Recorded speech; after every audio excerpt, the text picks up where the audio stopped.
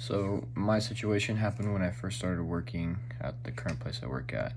I was relatively new. I had just probably been there for maybe a month, less maybe.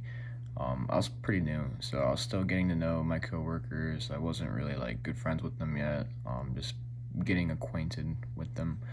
But this happened right after a really big like rush that came through. So after this rush, I was like finally like, okay, cool, I get to go on break now.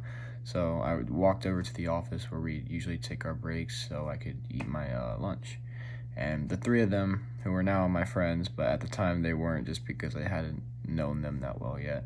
But they were in there on break and they were standing up in there talking about something. And I walked up in there and I was like, "What's up, boys? It's fanging out there right now," which is surfer slang for it's crazy or it's going crazy outside.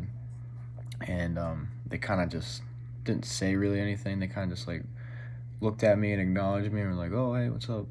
And then went back to talking.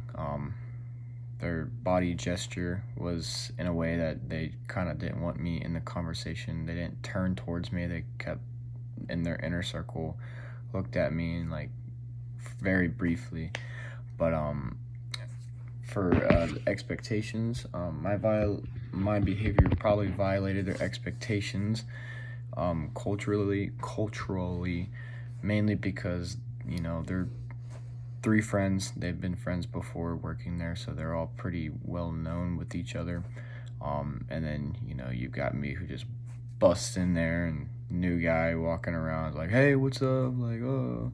So that probably caught them by surprise. Maybe a little controversial for them. I don't know, but I definitely do think I kind of skipped a couple steps from being acquainted and then talking to them like I've known them for 4 or 5 years. So kind of maybe that's why they were kind of put off for a second, because I just took 10 steps forward and was like, "Oh, hey guys, what's up?"